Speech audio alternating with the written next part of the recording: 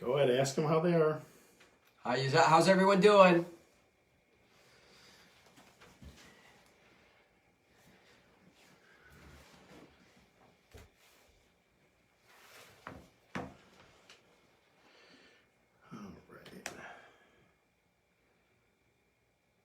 Scott Bergeron is watching.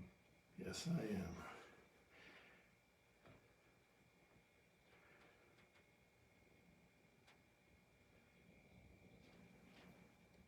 Hey, Robert, congratulations on a new baby. Look at that. Zach Wilkowitz is already in the house. That guy's a wicked fan of the show. Just waiting on the old 7 o'clock tick.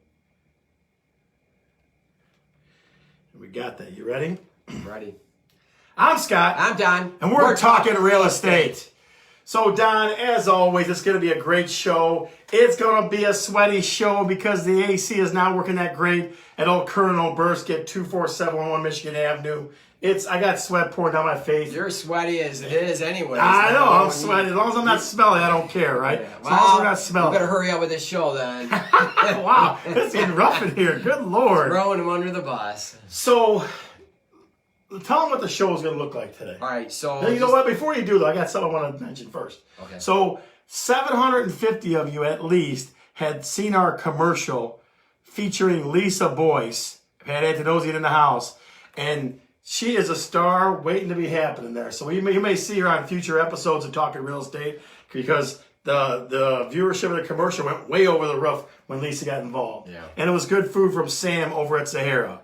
So Sam at Sahara is a good man. So I just wanted to get that out, Don. Folks, realize, too, commercials are as fun for us as they are for you. Bill Polk, you got another story about you today, buddy, too. So realize that commercials are a fun part of what we're going to do. We're going to do one every week. So plan on seeing one on Monday. If you haven't joined Talking Real Estate, the group, it'll definitely be in there as well. So we're going to get ridiculous. That's going to be a ridiculous part of our every week thing. So the commercials, if you like them, put comments in there. We love the commercials. Give us some hearts or some thumbs up or something like that. And know that we're going to constantly be working on better commercials all the time. So, trying to be funny or no, naughty. laughs. We like laughs, okay? We like the fact that we entertain you. We're trying to be entertaining. Yeah. Okay? Hey, I want to reach out to a couple that I sold a house to recently. Robert and Abby Kelly, they had a baby last night. I think 12 midnight last night, yeah. And so I want to say congratulations to you, Robert, and to you, Abby. And did they name the baby? If it was a boy, they name him Don. That's the big question. Did they name their child Don? We'll see. We'll see. So also, folks. Kevin Logan, how you doing, bud? So also, folks, where are you chiming in from? I got Shelly Gambino from Dearborn Heights. I see her. Zach Wilkowitz of Riverview. Where are you chiming in from? Tell us what's going on. Give us the bang, the boom, the pow. Okay, so that big picture overall, what are we going to cover today? Of course, we have our weekly this week in the market. Yep. Boy, there's a little tongue-tied there. Where you're watching from, which you already touched base on. We're going to go over how to buy a new construction home. City Spotlight. Shall we divulge? No, we'll wait a little while. We'll wait. We'll give you. We got to keep it a little bit of a secret. Bit of a secret. Fan of the show, and then for sale by owners. You're going to be talking about that topic. And stories from the street, if we have any stories from the street. Do we have stories from the street? Of course we do. Of course we do. We got stories from the street. Of course we do. Okay. We definitely got that. Let's talk about this week in the market. So we're seeing the same thing we have for the last 3 weeks or so since we were able to come back to work. It's hot. It is. And not only the temperature outside, but it's hot in the market. We're not just talking about this. So, Don, I think as far as numbers go, we talked to our broker, Adam Oberski, who's a fine man in his own right, and he gave us this insight that I think 377, No, three. What was it? At the end of May of 2020, we had 331 homes pending.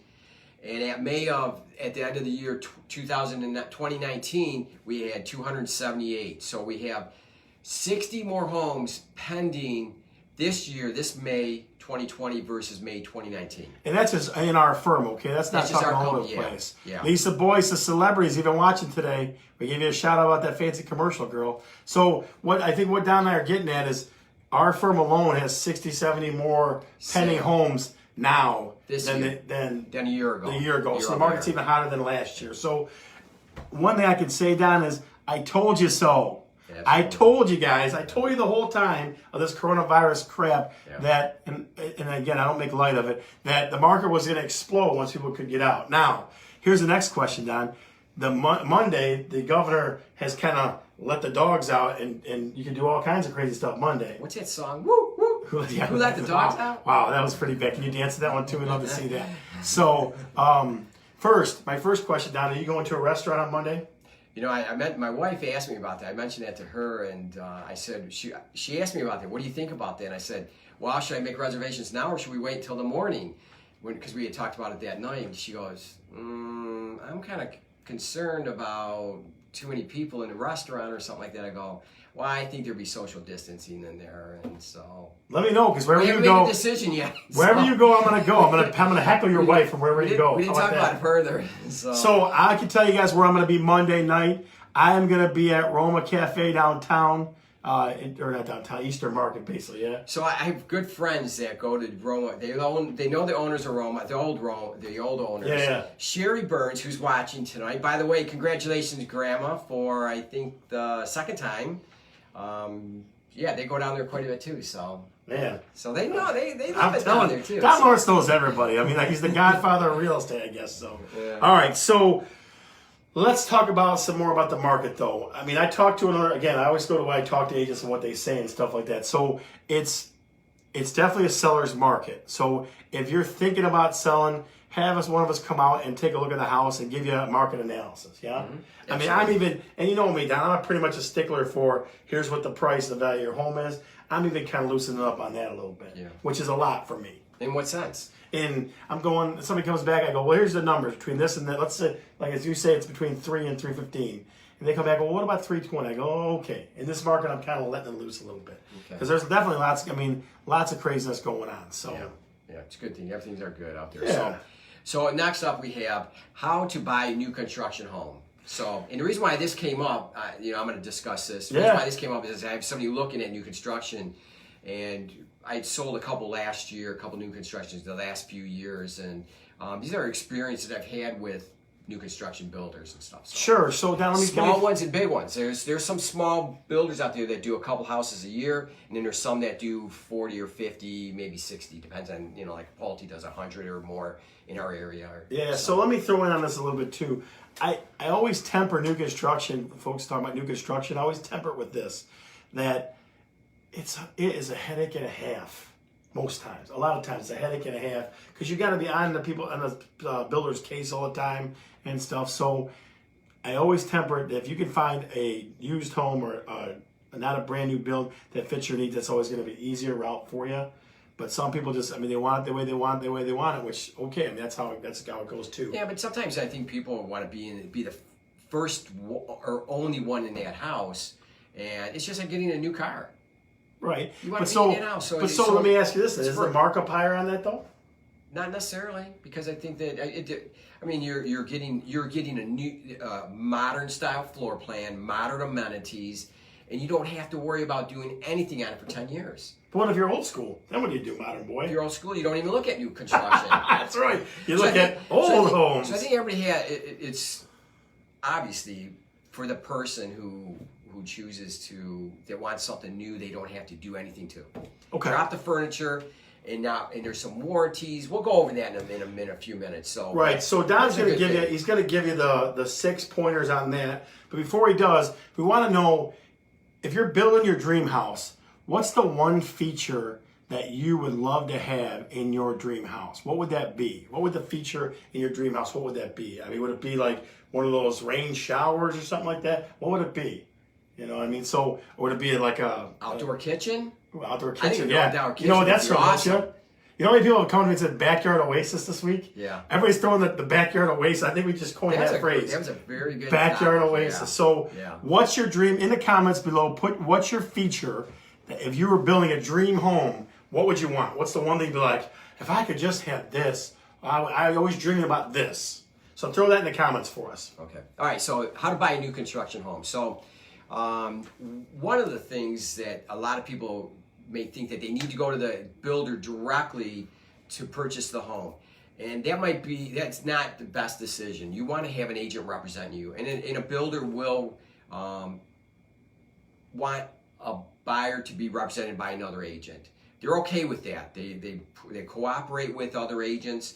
The agent that works for the builder works for the builder. The one in the model works for the builder.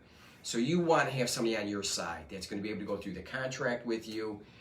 For example, our purchase agreement for used homes are about 5 pages long. For a contractor, for a builder, they're much longer. They could be 10, 12, 13 pages longer. And there's a lot of fine details in there that cover them and protect them, not so much you. So you really want somebody that can read all that, goes through over it line by line.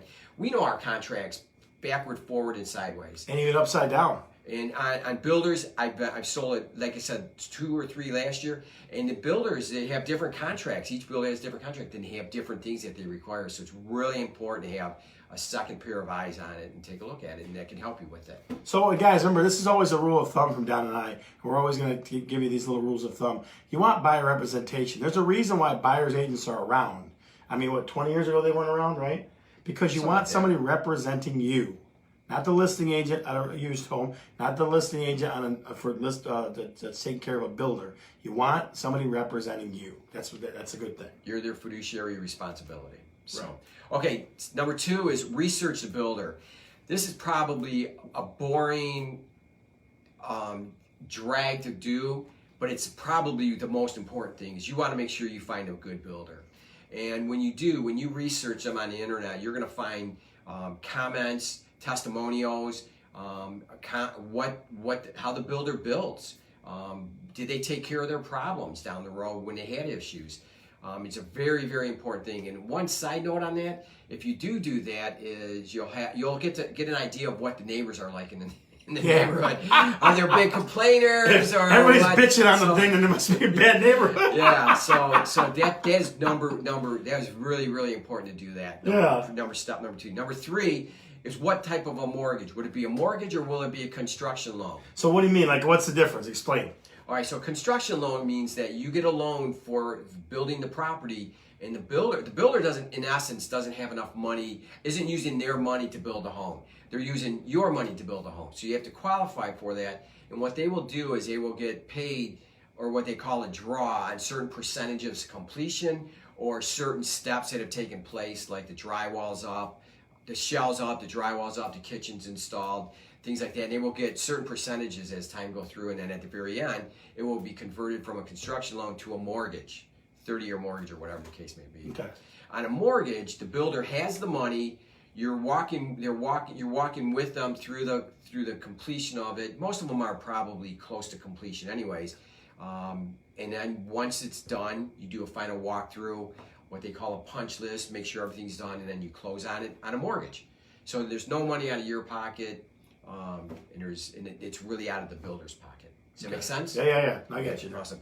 Number 4 is creative negotiations. And what this is, in essence, is about that builders do not like to reduce the price on their homes. And if you think about it, in a neighborhood, if you bought a home in the previous 4 or 5 months and the builder sold same identical house to you for less, that neighbor's not going to be too happy about it.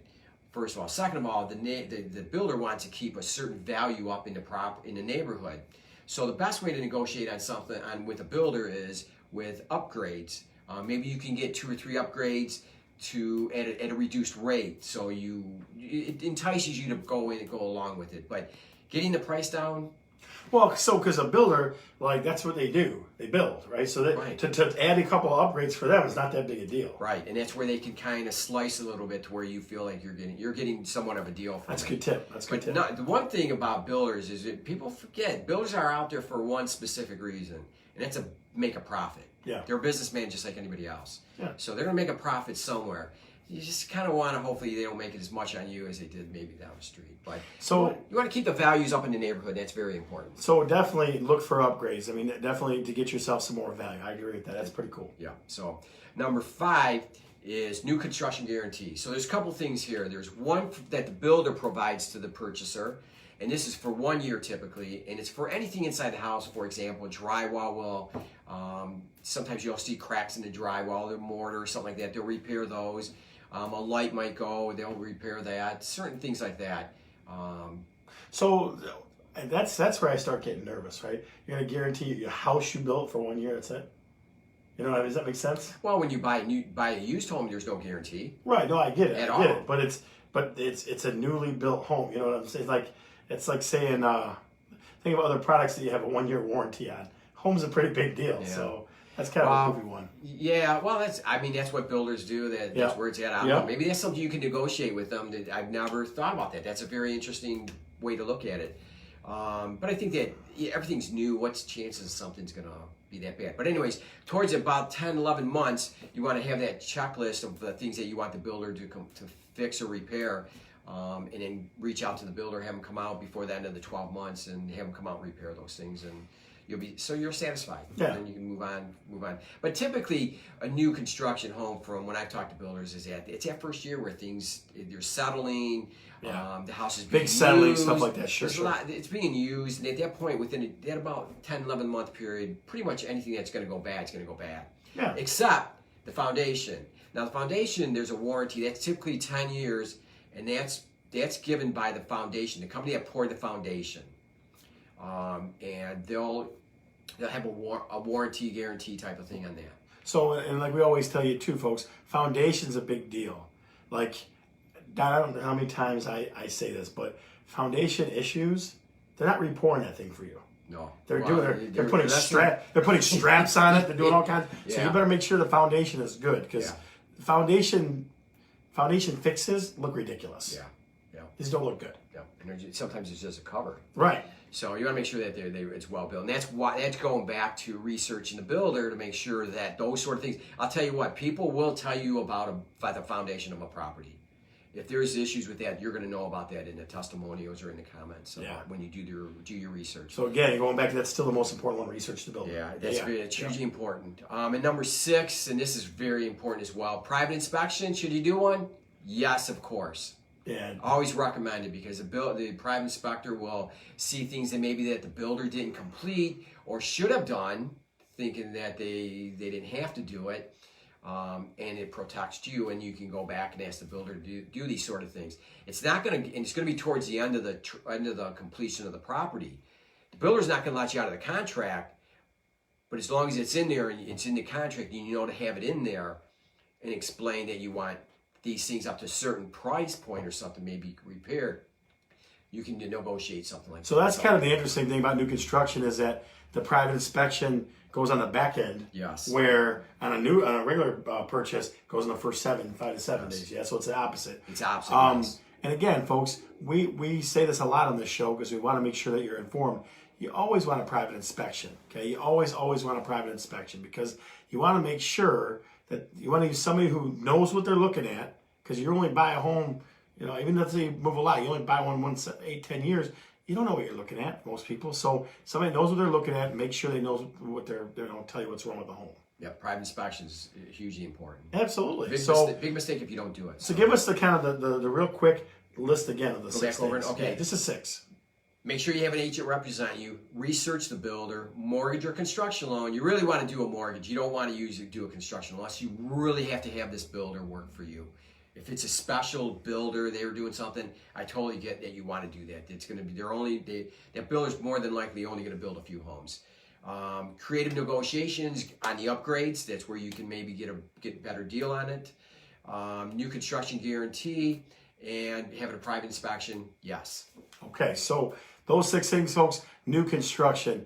A lot of folks that they lean toward that, buying a lot of land and doing some new construction on it. We wanted to make sure we catch that, because folks realize new construction means growth, so a lot of new construction is happening. So that's another way the market is zooming, because there's lots of new construction going on, right? Yeah. You see cranes in the air, good things are happening in the economy. We could use more new construction. I'll tell you that. I would agree. I would agree with you. I would agree with you. And even on affordable, more $200,000 to $300,000 price range there'd be a huge sale if they can.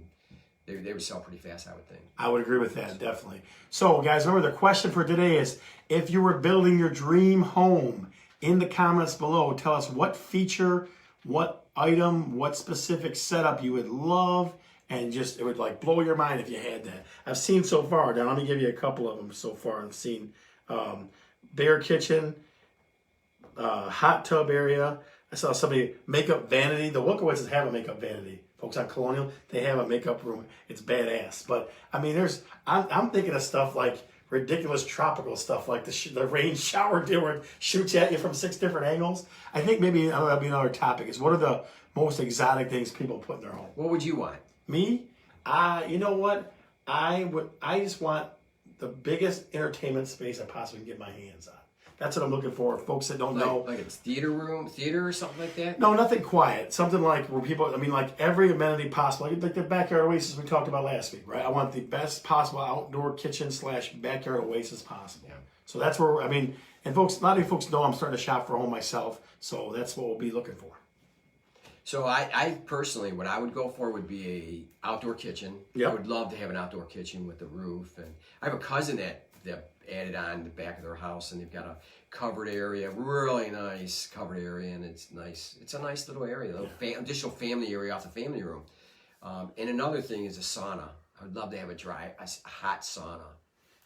So, you want to hear a smart ass comment? You ready? Here we go. My buddy goes, yeah, I would like my truck if I had good ball joints on it. Bill Polk, of course. Somebody put lake. Man-made lake. I don't know. That'd be pretty interesting. What else? Let's see. We got. Somebody put walk-in closet just for me. Right, a big walk-in closet just for me. That's a nice thing. That's a nice feature. I mean, there's lots of houses with walk-in closets, but a nice specific one. Mike McLaughlin, one of our favorite lenders, said a cabana for the pool. That's kind of fun. But then you need a pool boy after that, then, Mike, right? So your wife's gonna need a pool boy, buddy. All right, so what's up next? So City Spotlight's coming up. Give me a little drum roll, Don. All right, so we thought hard about this one, the City Spotlight for this week, because we wanted something different. We've been talking about a lot of the similar areas that are kind of, some are higher price areas, lower price. We wanted one with some real diversity to it. So the City Spotlight for this week, Don. So I'll add a little bit to this about trying to find something a little more. I want to do the Boston Edison district. Yep. And Boston Edison district is in Detroit. It's off of Woodward near Linwood, and it's right near the church down there. Keep going. So I looked in that area. There was not a single home on the market. It's 36 blocks, 900 homes, not a single home on the market. No kidding. Not a single home on the market. So that was your first choice, is what you're saying? Yeah, I wanted to do because it's a very interesting area. No. So there was a lot. So we ended. So here is the City Spotlight for this week is Romulus, Michigan. Okay, Romulus, Michigan. Now, Don, give us some numbers. Tell us about active, pending, sold. Wait. So active is always right. Is homes that are on the market. Pending is homes that are under contract but have not closed. Okay, and then solds are homes that sold in the past. So active, pending, sold. So give us some active numbers. 31 current homes on the market, 51 pending. That number blows me away. The 51 pending. So 20 more. So 20 more homes that are pending. Hey. Yeah. So the market, things are going up and being sold quickly. Selling there. Yeah. And so you want to hear a weird number? Only 6 houses in the last 30 days sold in Romulus. Yeah. 6. So closed. That means closed. Closed, right. So basically, everybody in Romulus was like, they were hiding in their house, not letting anybody close it. Yeah. And then things started selling and pending. Right, absolutely. So again, we keep telling you, the market is moving. So 51 pending means that things are going to accepted offer right away. That's a good thing. That's a good thing. Now, average sale price, $144K, $144,000 and that gets you 1,285 square feet typically. Okay. Now, Don, let's think about this for Romulus for a minute. Okay. My one hint to people: if you go to a house at Romulus during a showing, look up. If you see a bunch of planes flying by, it's probably close to the airport, not a good buy for you. So that's my one Romulus piece of advice: look up. Like Isaiah Thomas used to say in a commercial, look up. But I don't see anything. Look up. You see planes, probably not a good move. But why else would you think Romulus? What else? Because it has big lots. The outer circle of Romulus has some big lots. Yep. And there's some new construction in Romulus. So over by the golf course over here on Dearborn and Merriman, there's some new Gateway? homes. Gateway, yeah. Yep, Gateway, yep. So new construction here, newer homes. I think in the south end, some of them are Brownstown and here on Township area, right in that area, there's some Romulus property. There's a ton. There's not a ton, but there's a lot of homes that had that Brownstown, Woodhaven sub feel, that $325,000, $400,000 feel, that are in Romulus right on the edge there. Yeah. Like I've sold a couple in there like that. It just, you get a little bit of a price break, I feel like, but you still get an amazing, amazing home. Yeah. Right? Yeah. And it's like we say, country in the city type of thing. Yeah. You're close to everything. So what's Romulus High School? What's the mascot? Romulus High School. First of all, home of John Long, Piston. Home of Terry Mills, Piston. Guess what the mascot is?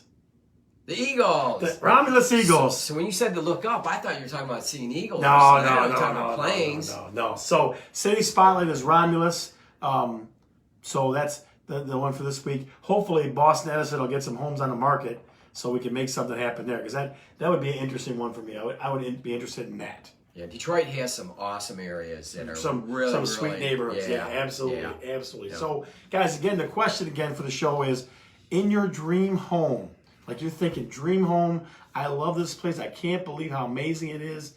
What is the one feature that you would make sure you have? What exotic, crazy, cool feature would you have? Put that in the comments below, and then we'll go and we'll take a look at it. We'll give them some shout outs for the most interesting ones.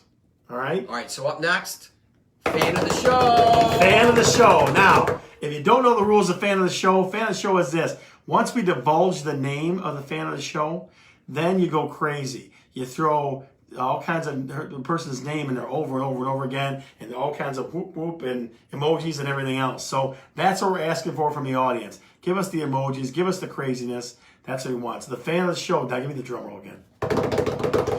This person that talks to us outside the show is always a fan, is always here. And it is Miss Pat Antonosian from Dearborn Heights District 7, a Dearborn Heights, Dearborn Heights lady. Pat.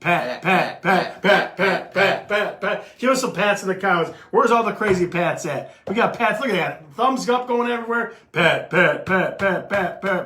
So how do you become a fan of the show or the fan of the show? We just got to see you here on a regular basis. We got to see you in the Talking Real Estate group that we have, Facebook group that we have, and just interacting with us, asking questions, being excited, and enjoying the show. So past fan of the show, Kathy Wilkowitz has popped in. So let's get a little more going. Pat. Big Pat Antonosian in the house. She is an amazing fan. We love you, Pat. We think you're the greatest of all time. All right? So that's that. So what's up next? So another topic for us to talk about today is we're talking about for sale by owners. Now, Don, this one hit me this week. I had a friend/client. They grew up next door to my mom's house and said, can you help us with this for sale by owner? So I sat down with them in the for sale by owner Monday, and it made me thinking a lot about stuff like what. I know we get this a lot, and again, folks, I'm going to get some nasty gram comments on this that you can sell for sale. It's possible. I'm not saying it's impossible. Okay, there are somebody in this audience today that has sold for sale by owner before. I get it. All right, it happens. But the majority of homes don't do it. All right, majority of homes don't do it. But there's a lot of things, a lot of challenges for buyer and for seller. So I want to walk through and talk about buyer and seller challenges for sale by owner. Okay, and the Italian phrase for it is FISBO. If you take the initials together, hey, old FISBO. That's the Italian version of it, all right? Sounds like meatball. It is meatball FISBO. All right, so I've got 6, Don. I've got 6 things that make it a challenge to sell a home for sale by owner. Okay, and you jump in whenever you feel like you got something good or whatever. I'll ask you questions. I know you will, absolutely. And again, it triggered it by a young man that's buying a for sale by owner. I'm kind of helping him out. Yeah. Right. So let's talk about first thing is price. Okay. Typically, price is going to be out of line. Okay. Why would you think that is? Well, because I don't know if sellers actually have an idea of what the real market is. If they don't have anybody out there representing them, where are they going to get that information from? You know where they get it from? I'll tell you where they get it from. They get it from, well, my neighbor 2 streets down sold for this much, right? That's always, my neighbor did, some neighbor did this, and they have no idea the feature difference or anything. You know, and I've talked to people about that, and I go back, and it might have sold a year or so ago. It ends up, sometimes it was a year or longer, which you can't really use as a comparable. and it's not always that amount that that person had told them. Right, somebody's BSing. Your neighbors are bullshitting you. That's what it is. Or they didn't tell you about the concessions that they gave to the buyer to get the home. So right. So remember, seller concessions. So like if they said they sold it for $200, and the seller they gave $5,000 for closing costs to the buyer, now all of a sudden it's $195. So another point about price is a lot of times folks look at their house and go, and it's. I understand. It's understandable, okay? I put this $10,000 bathroom in my house, okay? Or I paid for that roof and it's $12,000. Mm-hmm. So what do? They take their house and they add that number on, right? That's what they do. They add the number onto the thing like that. And it gets the price usually out of whack. Yeah, you don't get full value for a new kitchen. When you sell it, you don't get full value of the... Right. So. I mean, it's definitely, that's the first thing. Usually for sale by owner, my cousin Pat, was going to try to buy it for sale by owner early in his process when we helped him buy his house. It was on Covington Street. I remember the street name. And the guy came with just this number. I'm going, there's no way in hell you're getting that. There's no way we're giving you that number. There's no way. You know what I mean? Because it's not, they don't do this every day like we do. So they don't have the ability to figure out what the number is. So again, the number one is price. That's the first thing. Okay. And also realize too, people that shop for sale by owners are looking for a deal. Because they figure you're not paying a commission, so you're going to give them a deal. So in price, both those things factor in. Somebody's going to make out on it. Right, absolutely. So number two, yeah, no kidding. Number two is pre-approval. Does the seller have the gumption or the knowledge to call a lender and ask the right questions? Right. That is a hugely important thing in our business. Right. And I mean, I could just tell you that I've seen for sale by owners or even just sellers go, or are they pre-approved? That's not a magic word. Pre-approved doesn't mean it's not a magic word. What if they were pre-qualified? Right, or absolutely. Or what if they're pre-approved by Mickey Mouse Mortgage Company?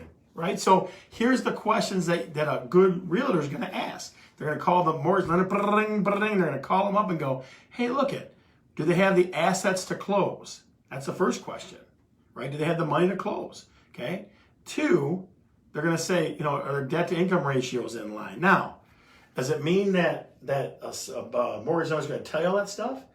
No, but we phrase it in a way that's like conversational that gives us that information. Right. Because a pre-approval by a BS mortgage company doesn't matter. Right. Okay. Two is when we're talking about pre-approvals, there are some lenders out there that are big lenders that are notorious for having their own appraisal company or be connected to an appraisal company, and their appraisals come in low. You don't know that. You know what I mean? If a sale by owner doesn't know that. So that's the second thing, a pre-approval. First was price, now we're talking pre-approval. Okay. Three, marketing. I know that for sale by owners work really hard and get the sign from Walmart and they put the lettering on it and all that stuff. And I get that. They put it in front of their house. Buyers buy on the internet now. 90 to 95% of all buyers are searching on the internet. Okay. And can for sale by owners get in some for sale by owner sites? Sure. Maybe the MLS? Sure. It's possible. Okay. But realtor sites, we have thousands of them. I mean, I get homes.com, realtor.com, Zillow. I mean, there's a bazillion of them. Right. Our MLS bleeds to all of those magically on its own, right? So you're going to get the most marketing from having a realtor, right? You know what? Talking about the marketing and how we get more buyers to a property is, if you think about it, that most of the buyers are being represented by an agent. Yep. So that whittles down how many potential buyers are out there for sale by owners. And if that's the case, that's a smaller number. Plus, you have to reach them. How are you going to reach them? What are you going to use to reach them to get your marketing to them? With our multiple listing service, it goes out to all the agents who share it with all their buyers that they represent, which most agents are most 3 to 5, 6 buyers at a time. That's a lot of people that add up, and you can sell for a lot faster. So that time frame for how long to get the more people you have interested in your house, the better price you're going to get. Right, absolutely. So, you don't want to be the best kept secret in your town. You don't want to be that. So again, the marketing part. So we had price, we had pre-approval, marketing. The fourth one is prep for the sale. And you and I, Don, we've talked about this several times in the show. A realtor can say, hey, look at, declutter this, it's going to look better. Take care of that, it's going to show better. So we know how to set you up in a way that the house is going to show better and might get you that extra 5, 10, 12 grand because it shows better. Because more people want it. Not because of you put a new something in, but because it just looks better. Most for sale by owners, and again, I say most for sale by owners, they just kind of clean things up and it's fine, right? It's one of those things. So I had a quick question I saw. My Aunt Chris, who was a big fan of the show as well, said MLS, people don't know what that is. So I'll explain that.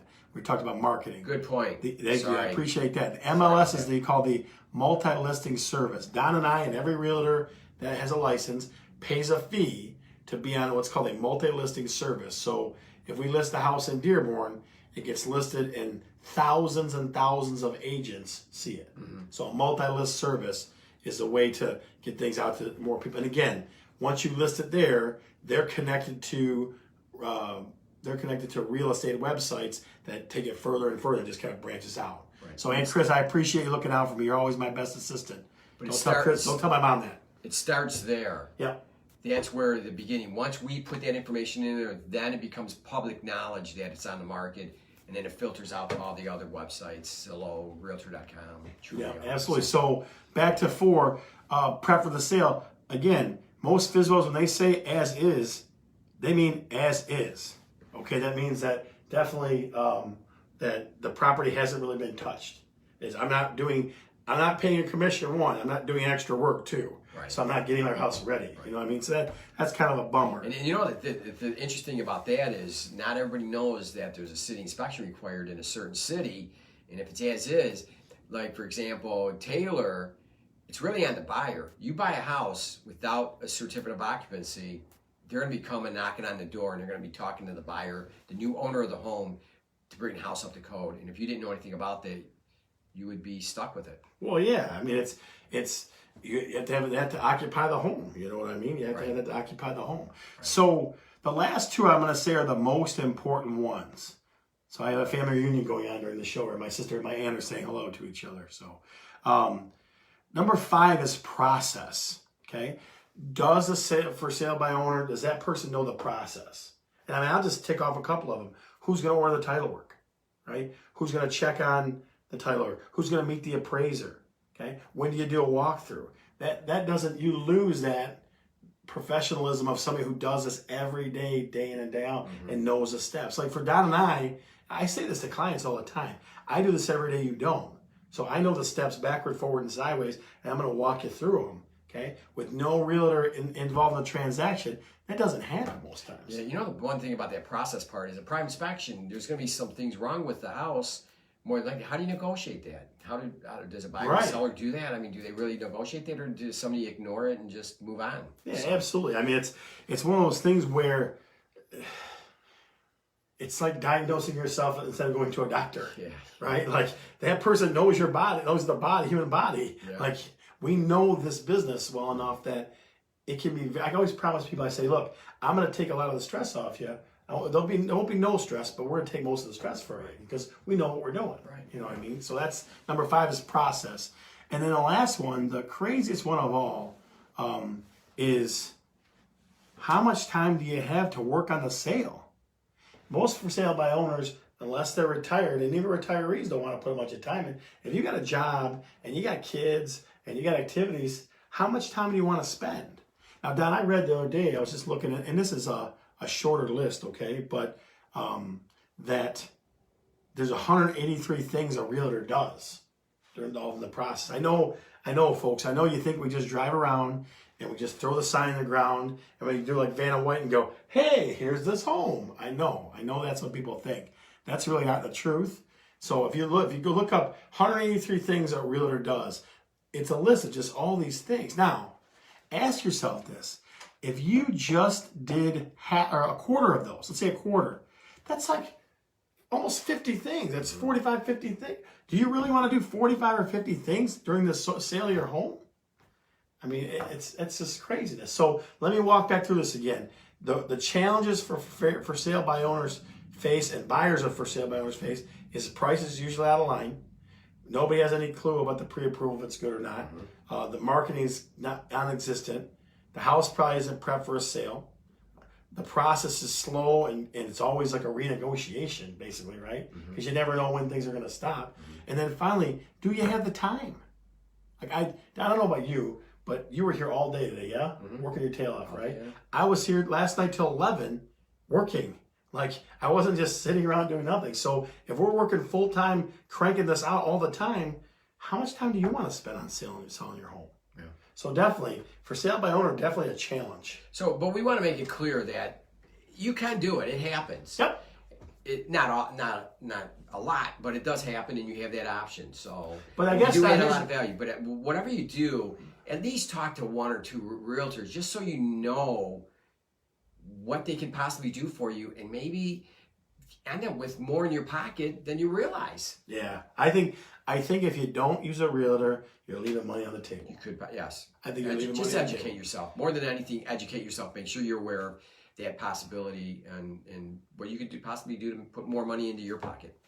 I think, like I said, I think you're just leaving too much money on the table if you don't use a realtor. That's my personal shtick on it. So. All right, so up next is Stories from the Street. Well, before Stories from the Street, I got something, okay? And I think, so folks, we're going to change the format of the show. Man, Tom Borelli, Central Michigan University wrestling coach, is watching, it looks like. Coach Borelli, how are you, sir?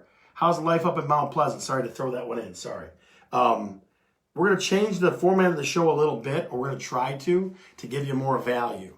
Next week, we're going to start with having guests because the state's open again. So we're going to try to have at least a guest every week or every couple weeks to see. And it's going to be someone of value. I've reached out to a gentleman. We're going to see if he can make it John Green from Morris Moving. So hopefully John can make it in and sit down with us, and we can ask him some questions. And I guarantee he'll have a story from the street. So Johnny Green from Morris Moving, hopefully we'll have him next week. Seems like he would have a really good story. You know, Absolutely. You're moving- not kidding me. Moving a house or something, all the stuff there, there's got to be some good stuff. I'm excited about that. So, one. and Don, I think there's a lot of ancillary or other business folks that have some hand or some deal in real estate. I think we're gonna have all kinds of good stuff for you over the next coming weeks. So make sure you tune in and keep tuning in. Well, if you think about how important real estate is and how big it economically is in the country, it's a very important part of the economic machine and all these different ancillary things, like you said, moving. And then also, I'm still trying to talk Don into going to a restaurant. We're thinking about 2 weeks from now hitting a restaurant in the city spotlight. We don't know yet. We still have to make sure it's safe and all that kind of stuff. But you know me, I want to get some good food while I'm working. He's not missing any, so don't worry. Don't worry about that. Don't sleepless night. All right. So, do you want a story from the street? We do. I guess we do. All right. So, story from the street. Here's what we got. This was going to involve again my good friend Bill Polk. Story from the street. Maybe we should call this Stories from the Polks. Story from the Polks? No, because there's only one Polk. So story from Bill. Okay. So we can call it Bill Polk's life. No, that's not nice. Coach Polk is a hardworking guy. I'm not. He's a good questioning dude. that, but here is the story from the street for me. So we went up north again and again. I know the market's crazy, but my friends and people I care about are important too. So I promised them. I said I'd go up north with them again and look at some homes. We went up to Lake George area in Harrison, in Michigan there. And there was one on the list that we got. Don, he wants to be on water, okay? So he wants to be on water. So everybody's got water. But when you're getting out of the metro and you're looking at lakes, first of all, you don't know what a lake is outside the metro. What constitutes a lake? So we went to this one house. First, the water in the backyard looked like a pond somebody kind of dug. It had like grass growing out of it and stuff. So it didn't look like a lake. We walk up, and this dude with a freaking goatee, not a goatee, but like a ZZ Top beard, walks up to us. He's like, "You guys want to look at this here house?" And again, I'm not poking fun at people. And the lady, she comes up limping, walking up to us all limping, like head on leg, like leg all messed up and stuff. And kids are running around everywhere. So listen to this. We get in the house, and it's a bigger home. The lake homes we were looking at were kind of smaller because the lake's expensive, right? But this house was bigger. So we're looking, and it's like, okay, we're walking through it, and it just had that creepy feeling. You ever get that creepy feeling when you show my house? Yeah. It had a creepy feeling. And Bill looks at me, and I look at him, and he looks at me. And again, we're big wrestling coaches. Like, we've wrestled and coached for like 20-some years, so we're not wimps, okay? He looks at me, and he goes, "Make sure you have my back." Like, and the lady kept popping out of weird spots and stuff. Like, I was afraid. Yeah. We were in the house for like 12 minutes. We hustled our asses and got out of there because it was like I was waiting for the music. I was scared. I was afraid, man. It was so, folks. Yes, there are some listings that are scary to go to, and Bill and I went to a scary listing this week, not on Lake George, but somewhere pretending to be Lake George. Thank goodness that doesn't happen too often. No, it doesn't. It doesn't. You can get some freakouts, that's for sure. What the heck? Scary, yes. Like, I'm not afraid to go hardly anywhere. I've been, all over the place, and it's just like, ooh, man. So, do you have a story from the street? I do. I have one that. Okay. This is probably over 10 years ago. Is it a creepy story? It's very similar to that. It was a strange story. So here's a creepy one from Don Lawrence. Listen close. So I had a woman call me and asked me to go take a look at this house, do a market analysis, and the ex was there, and didn't have a phone, and I knocked on the door, went in, had my briefcase and my paperwork, and just something did not feel right. It was just really spooky. I don't know what was going on in his head, but it just made me feel very uncomfortable. Like, is he hovering around you? No, he wasn't. But just he was looking at me very suspiciously, like I had something going on with his ex or something. I had no idea what it was. But this house was a big, wide opening for the kitchen, into the kitchen from the living room. Bedrooms were in the back, and the bathroom was back there. And so I had to walk all the way through the house. I looked I don't even think I looked at the bedrooms or anything. I just walked back there. He's like, I will not go there. And I took the paperwork with me. I left my briefcase, and I was so spooked that I was about to drop the paperwork, run out that front door, and leave my briefcase, and just get the heck out of there. So it was a very, very uncomfortable situation. So, all right. So, folks, look at this gentleman right here. Do you really think this all-American guy could be unscrupulous? There's no way possible. Yeah, I don't think that was it. I don't know what was going on, but I can still remember that feeling of being I was spooked out, man. It was just crazy. All right, so the theme for the day is real estate can sometimes be spooky, just so you know, all right? And so it's not usually. Usually it's not pretty typical, mundane, but I shouldn't say mundane, but just going through a house typically is. So sometimes you see some cool things, and then sometimes you have situations like that. Yeah, absolutely. So, I mean, situation where you think somebody's going to baseball bat your head or something. Yeah. Oh, man. Again, folks, keep tuning in every week. We love the fact that you do. There's lots of faces that we see every week, week in, week out. We're going to crank up and make it more interesting. John Green, like I said, is supposed to be on next week's show. He's a pretty busy guy, so I kind of got to confirm, but not for sure yet. So we're hoping he's going to be on. And ready for next week's commercial, because the commercials are ridiculous. You know what I'm saying? I want to say something. Yeah. So I don't know if this is okay with you, but it's okay with me. If you want to share this on your Facebook pages and share with people you know, feel free to do it. Yeah, Are you absolutely. okay with that? Yeah. Yeah. Because all we're trying to do, again, the show is more about sharing knowledge and information with folks. It really is. And having fun. Yeah, it is. I mean, Don and I have fun with this. If you can't see that, most of you can. I get comments like that all week. Yeah. We have a lot of fun. Yeah. And we just talking about during the week and setting up what we're going to talk about. Like hell, even that commercial. Lisa had a ball on that. But so look for another crazy commercial from us. It'll come out Monday. If you haven't joined the Talking Real Estate Facebook group, we add little behind the scenes stuff. We saw Don coming as running back today. Talking Real Estate Facebook group. We're gonna probably have outtakes from commercials because it usually takes us a couple of takes, and I always say something dumb, right? Because that always we both do. Yeah, it's always like, you know what I mean. So, guys, for the evening, you know how we're gonna end this. I'm Scott. I'm Don. And we're talking real estate.